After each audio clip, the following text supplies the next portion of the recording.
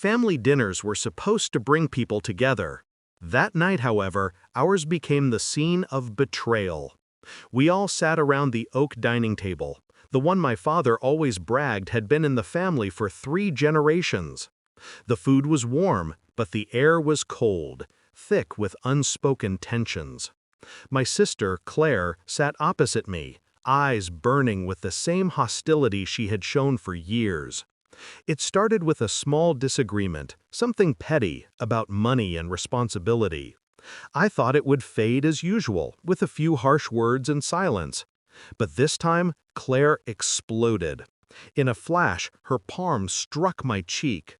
The sharp crack silenced the clinking of silverware. "Get out of my house!" she sneered, her lips curling with satisfaction.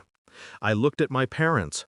Mom's face was expressionless, her fork frozen in midair. Dad just adjusted his glasses and looked away. Neither of them moved, neither of them spoke. So I left, bruised, humiliated, silent. That night, I swore never to step foot in that house again.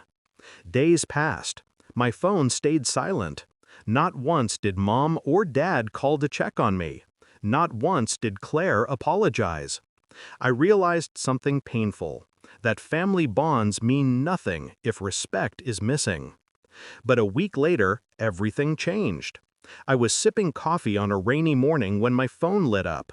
A string of missed calls from Mom. 10, 20, 30, 45. Finally, her frantic voicemail broke through. "Please, it was all a mistake. We didn't know. We're so sorry. Please answer." Confused, I ignored the calls.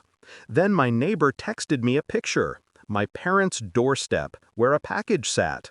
A plain brown box. No return label. Just my handwriting across the top. They must have opened it. Whatever they found inside terrified them enough to beg me, the child they had cast aside, for mercy. The truth is, I had sent the package. But it wasn't revenge in the way they feared. It was a mirror. Inside the box was a simple photo album. Old family pictures, carefully chosen. Photos of my childhood, my birthdays, family vacations, all with me in them. But every single face had been carefully cut out, leaving only me, alone in every memory. On the final page, I had taped a note. Just 3 words written in bold red ink. It wasn't a threat of violence. It wasn't a warning of danger. It was the same sentence Claire had screamed at me, turned back on them. I wanted them to feel the same cold emptiness, the realization that their family had no meaning without the child they had cast away. When I finally picked up one of Mom's desperate calls, I didn't shout or curse. I didn't let my voice crack with tears. I just said those same 3 words again.